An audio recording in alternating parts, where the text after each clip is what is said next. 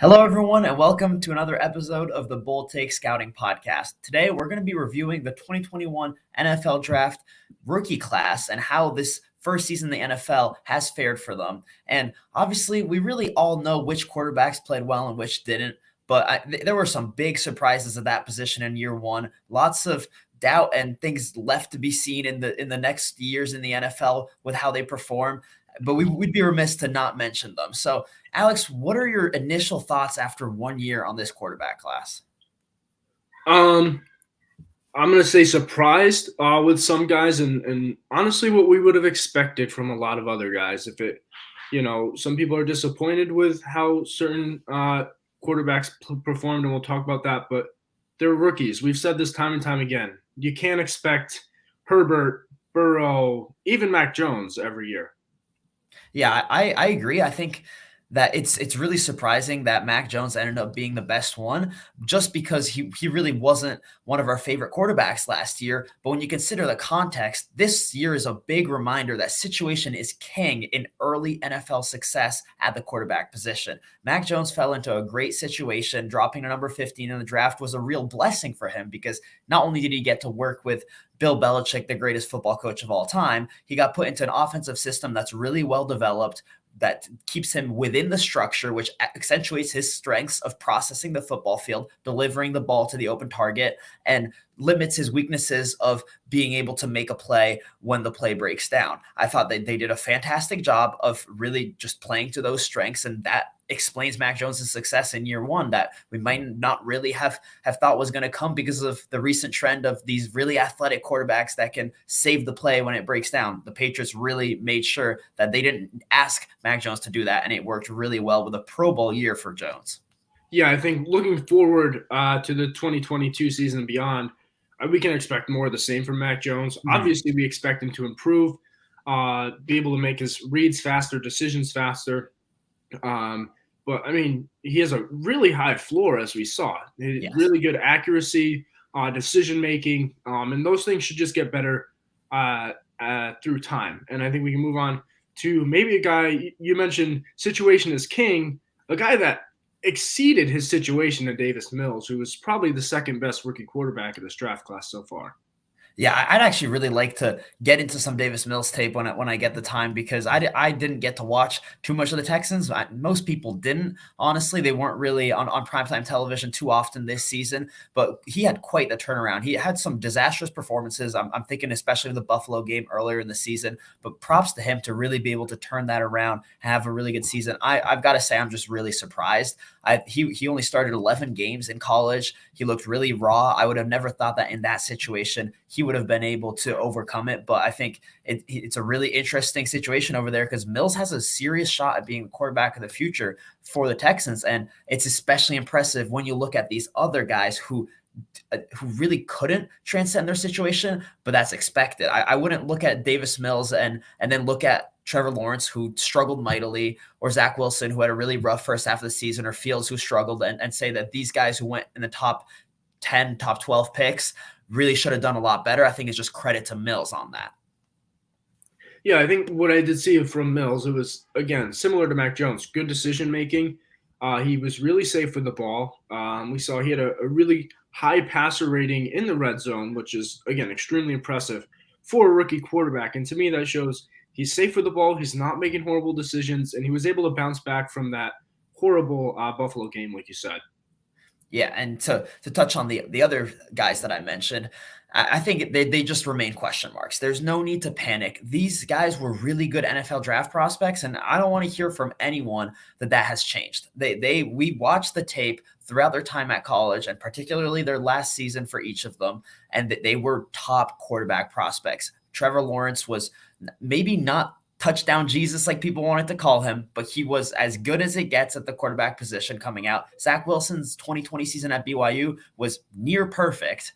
And Justin Fields, we know what he can bring to the football field in terms of explosive plays with both his arm and his legs. I think that they've got to get the right situation. And this, obviously, each of those teams has to be focused in the offseason on getting the right help they need and the right coaching they need to put year one behind them and come out in year two and be a lot better.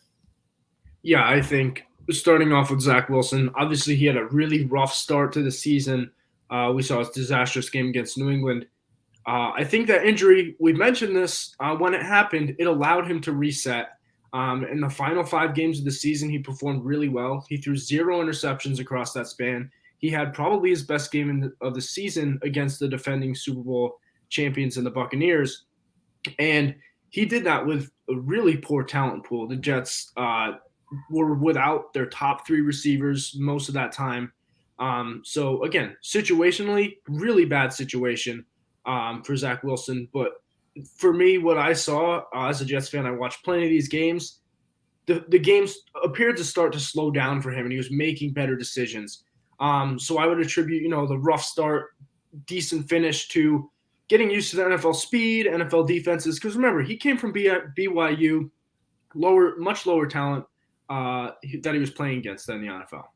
I think that it's really not been talked about enough, as you're saying, how much he improved. He really, from before the injury to after the injury, he was just so much better. Now, the last quarterback that we've yet to talk about who went in the first round of this draft was Trey Lance. And it's such an interesting situation because unlike the other guys, he wasn't just picked at the pick that their respective team had.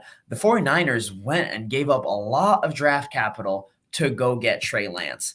And we don't know how Trey Lance is going to turn out. They ended up falling short of the Super Bowl, which I guess proves Kyle Shanahan's point that he wanted that upgrade at quarterback. And I thought the final play was pretty symbolic of that, where Jimmy Garoppolo gets sacked.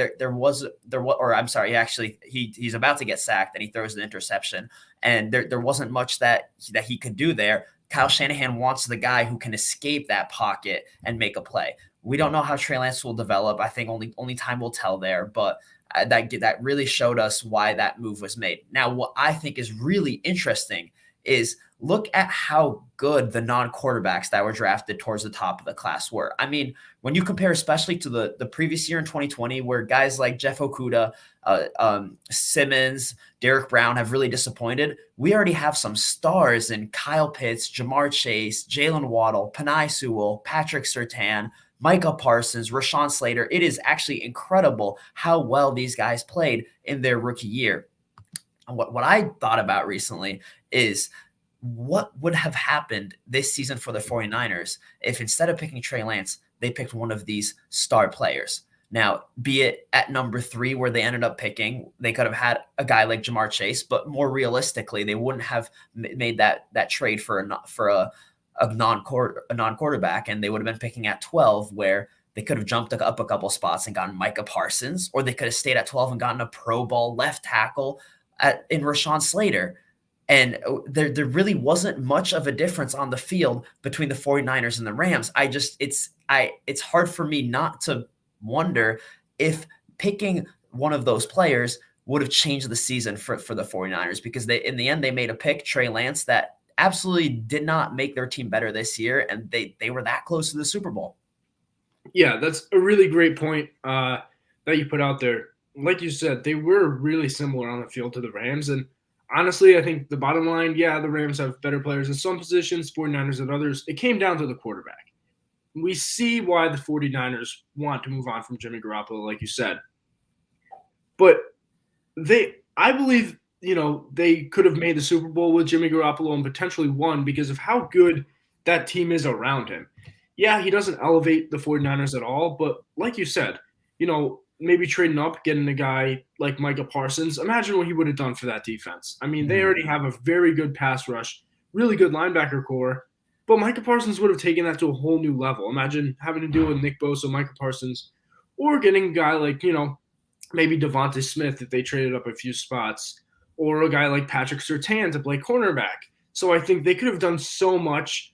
And obviously they were looking towards the long-term future than the short-term future with trading up for Trey Lance. But I'm going to be honest, Trey Lance better pan out for them or it's not going to look the best. Yeah, I totally agree, because when you look at those options that we've listed, it's conceivable that the 49ers might have been in the Super Bowl had they not picked a quarterback in this past draft class. And I think another team that has a good amount of pressure on them, obviously less because, well, actually, maybe not that much less. I was going to say because it's not regarding the quarterback position, but it really is. The Carolina Panthers at number 8 picked J.C. Horn, cornerback from South Carolina, making him the first defensive player to come off the board. They were heavily linked to both Justin Fields and Mack Jones, chose to trade for Sam Darnold, who had a disastrous year. I really don't think Darnold has a future as a franchise quarterback in this league, but now they're financially committed to him, and reports are saying that they're going to try to give him another year, which I just can't see working out well. And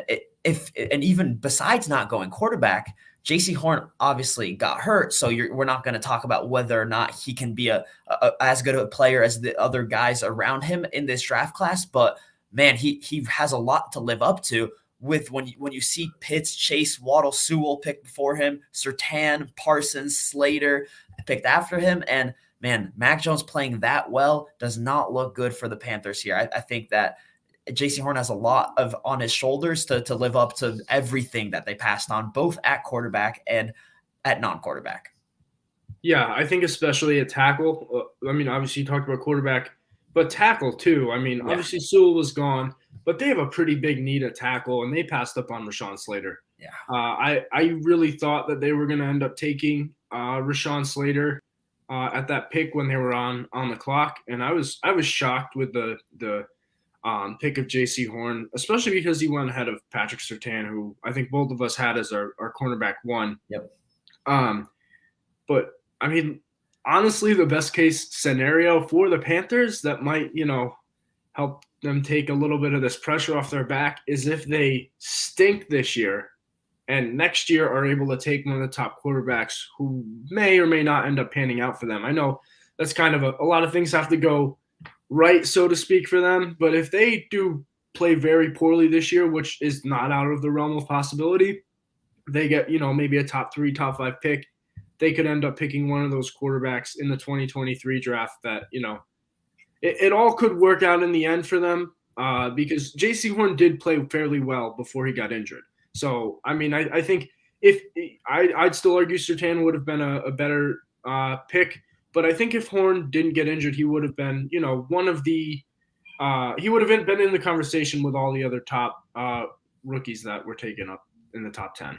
Yeah, I totally agree with that take. And going back to what you said about Rashaan Slater, I hope he's going to make a lot of evaluators across the NFL rethink how they evaluate not just offensive tackle, but really any position. You've got so many teams that have these benchmarks for measurables like height, like weight, like arm length. And if a prospect doesn't reach those measurables, they simply do not want him in the range that he's going to be going in. And Rashaan Slater sliding to number 13 and having a Pro Bowl year, stabilizing the left side of the offensive line for a young quarterback in Justin Herbert who really needed that. I hope that these NFL evaluators are going to look at themselves, rethink, and realize that that's just not a smart way to evaluate players, because some players are just a lot better than their measurables. And that's Rashaan Slater to me. I thought he was an incredible technician. And to put it shortly, turn on his 2019 tape against Chase Young and tell me he can't play left tackle in the NFL. And he proved that he can do so at a very high level. Yeah, I get the measurables to a point, but if a guy can play, a guy can play. Yeah. And sure, it may be a little bit harder because they don't check off all the boxes in the measurables. But if they can move, if they can block as a left tackle, sometimes you have to ignore the measurables if they're that good. And honestly, Rashaan Slater's tape was that good. Yeah, there were some evaluators, especially in the NFL draft media, who were putting Rashaan Slater over Penei Sewell, and as good as Sewell has been, that hasn't even been crazy. But I think that can take us to maybe the most interesting discussion point outside of quarterbacks in the 2021 NFL draft class was the raging debate at number 5. Should the Cincinnati Bengals pick Ja'Marr Chase or Penei Sewell? And the Cincinnati Bengals are in the Super Bowl. So first of all, congratulations to Bengal Nation. They've waited so long for this, and I can't help but be happy for them. And it's difficult to really make a call on this pick. Obviously, Ja'Marr Chase is incredible. I'm not going to go ahead and say they should have picked Penei Sewell, but you see both sides of the argument still. As good as Chase has been, which has been absolutely elite, rewrote the record books for a rookie, that offensive line is horrendous. They allowed 9 sacks in the divisional round, and I'm so afraid of what the Rams defensive line is going to do to them. I think that every part of me wants to pick the Bengals to win in the Super Bowl. And, I still might come back in a week and I'll let you know what my pick is. But that's the one thing that's holding me back. And I think it shows that in this situation, the Bengals are right because Jamar Chase is just that good. But I wouldn't look to copy the Bengals. A lot of teams, it's a copycat league. And a lot of teams are going to look at that and be like, hey, Jamar Chase is the one scoring the touchdowns. He's made this team a lot better. But most likely the player you're going to be picking, if you copy that move, won't reach that level. And to have that offensive line and make it to the Super Bowl is quite surprising. So credit to the Bengals because they just knew how good Jamar Chase was. But I wouldn't go copying that move. No, don't do it. Don't do it. The Bengals had a special situation where they had taken Joe Burrow, number 1 overall, who had just won the national championship, won the Heisman, done all these things with his number 1 wide receiver, Jamar Chase. And Jamar Chase, we watched this tape. He was very, very good at the wide receiver position. Probably he might have been the best wide receiver prospect that I had ever scouted. Yeah. But don't go and copy the Bengals. If your two needs are wide receiver and offensive line, and the wide receiver and offensive lineman are equal on your board, take the offensive lineman. You can see Joe Burrow, like you said, getting rushed so much. Like you said, those 9 sacks. It was a special situation. And no, the wide receiver that you may pick over that left tackle probably will not have played in college with your current quarterback, probably will not have won the national championship with your current quarterback, probably would not have helped your quarterback have the best college season ever at the quarterback position. So no, the Bengals is a complete outlier. We did not like the decision at the time. I think we can say we were wrong because the Bengals would not be in the Super Bowl if it wasn't for Jamar Chase. He really took that team to another level, along with Joe Burrow on the offensive side of the ball. But that's a 1 in a million chance, a 1 in a million opportunity. And, 9 times out of 10, take the left tackle. It will help you better long term. Yeah, I agree. Credit to the Bengals. They made the right decision. Don't go copy them. Now, I think that as we were planning this podcast, something that came to mind is just that narrative throughout the 2021 draft class that it was a poor defensive end class. I didn't like it at the time. I thought there was so much potential. I think that we got used to the fact that there's always that one top guy. You got Chase Young, Myles Garrett, Nick Bosa, and because there wasn't that blue chip elite, he's going to be a Pro Bowl level player in the NFL for sure. There wasn't that guy in this draft class. We really just downgraded the defensive end class when that shouldn't have been done. I thought that it had a lot of potential. I thought that Kwity Paye was a top 10 talent. Jalen Phillips, if it wasn't for his injury history, top 10 talent as well. We both had first round grades on Azeez Ojulari, and we knew all the potential that Owa had. And wow, all of them had such a good rookie year. And even outside of that group, you have guys like Rousseau, Tryon, who were raw coming out, both opted out last year and can just get even better. They definitely flashed. And I think that 5 years down the line, we can look at this defensive end class and say, wow, this is one of the best that we've had in the past decade. So I hope that we don't forget that narrative that was spread throughout the draft process, that it was a poor one, because I think that was one of the worst collective takes in NFL draft media in the last few years. Yeah, I think this defensive end class, like you said, they didn't have that top guy, but they had great depth in the first round. Yeah. You mentioned all those guys already. I don't need to go repeating them, but that's some great depth, and we don't really see that too often with all these guys that are worthy of first-round picks.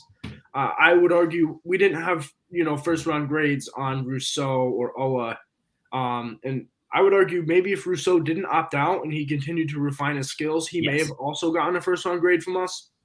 And like you said, Owa, he didn't have the production in college. He had 0 sacks his last year, but he was an athlete. We didn't have a first-round pick on him, but, he was worth taking a flyer at the end of the first, and it's obviously paid off for the Ravens. So, like you said, horrible take because it didn't have that top guy, but it had great talent, in round 1, in round 2. And I'd argue even a guy like Carlos Basham, who was, a second-round pick for the Bills, is making an impact. Yeah, I totally agree. And to close out this podcast, I think we're gonna end with a segment where you look at a couple players that outside of round one that we really nailed. We knew that they were going to be a lot better than where they were projected to be drafted, and that definitely ended up being the case. And then we're also going to look at a couple guys that we were wrong on, because you're never going to improve as a scout if you don't go back and look at your mistakes. And that's really just such an important exercise. And so let's start with the ones that we nailed. And the first one that comes to mind is Amon St. Brown. Now, this is one that a lot of people got right because it was just such a surprise how low he fell. I had an early second round grade. I think the consensus was maybe later in the second round if we were to take an average NFL draft grade on Amon St. Brown. But then he just fell all the way to the fourth round. I remember the night closing on day 2 of the draft, and I looked at my best available players, and I was astounded that Amon St. Brown was still on the board. He might not be the most physical wide receiver, might not be the most dominant at the catch point, but he's just such a smooth, savvy, crisp route runner who knows how to get open and can make plays with the ball in his hand. And he had an incredible end to the season. He was one of the best wide receivers in all of football. So I can't wait to see what he does the rest of his career. And it's going to be so weird to me for his whole career to see that fourth round pick next to his name on Wikipedia, because man, I had an early second round grade and I thought he was going second round too.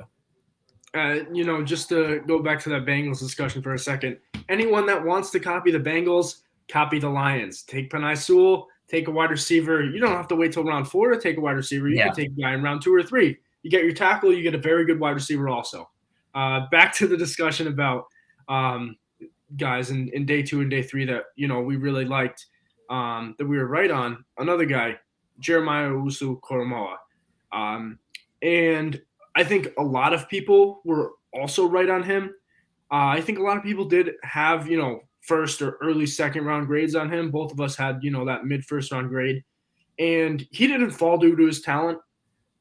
He fell due to some medical concerns. I still am not really sure what exactly it was.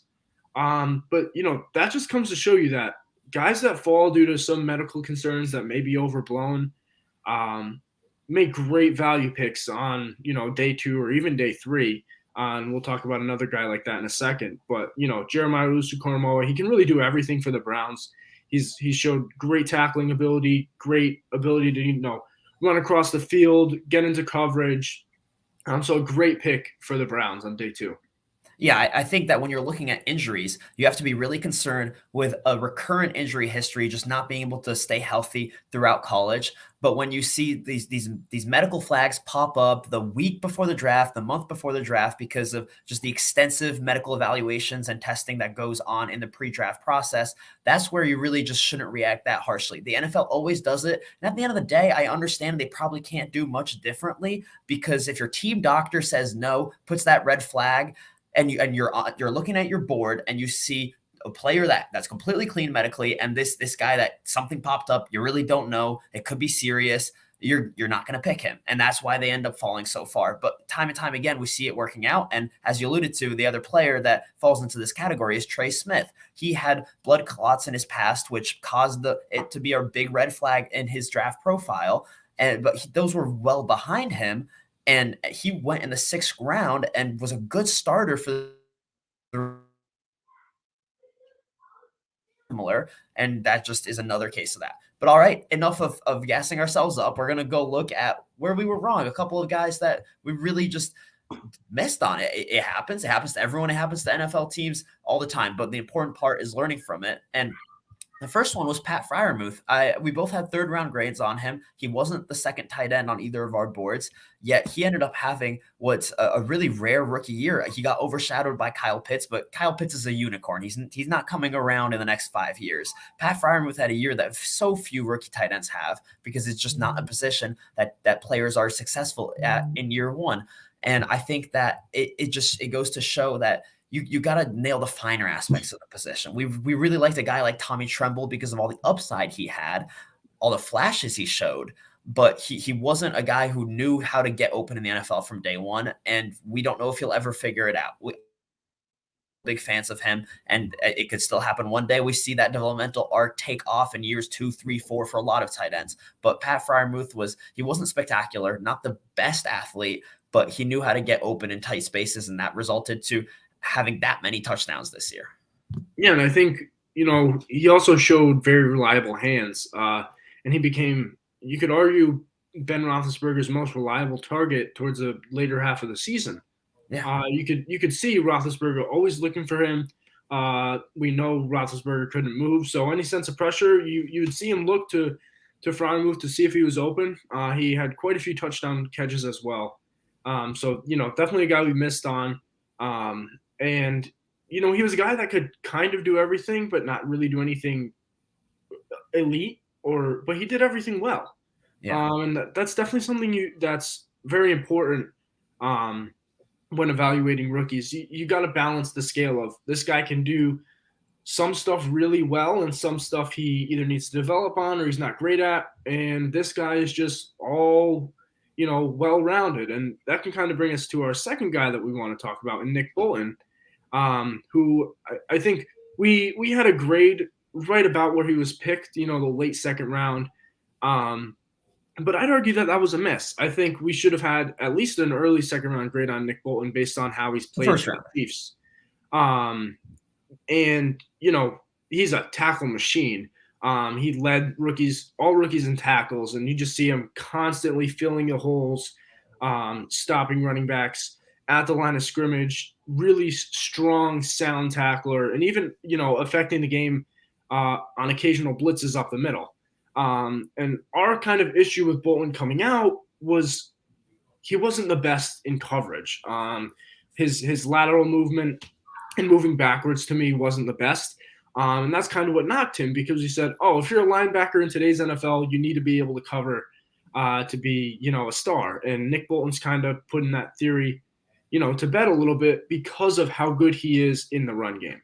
Yeah, I'd actually argue your point a little bit, that the argument that being well-rounded should not be as underrated as it is, because actually, no, I'm sorry, I'm not arguing that point. I'm arguing the application to Nick Bolton, because I think that obviously Pat Fryermuth was a great example of that, and it shows that being well-rounded is king in the NFL draft process and projecting to the NFL, translating to the NFL. But I think Bolton wasn't well-rounded. I as you said, he struggled in coverage at Missouri, but he was so good with the play in front of him. And the Chiefs just did such a great job of playing to his strengths. They drafted him knowing his limitations, didn't ask him to do things he couldn't do, allowed him to play with the play in front of him, and that's where he thrives. We knew that coming out. I don't think we missed on our evaluation of what he does well and what he doesn't do well. We missed on our projection of him to the NFL, because we knew that with the play in front of him, he's got great straightforward burst, great play recognition, hard, reliable tackler,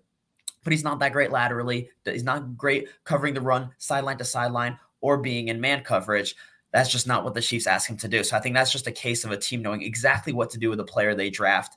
And sometimes that's the case, sometimes that's not. But we gotta rethink these cases where sometimes there is a glaring weakness, but a good defensive coordinator like Steve Spagnuolo will know exactly how to use that player, and they're going to outdo their NFL draft projection in a lot of cases. And that was the situation with Bolton. I think this really brings us to the beginning of the conversation when we're talking about quarterbacks, where situation is key.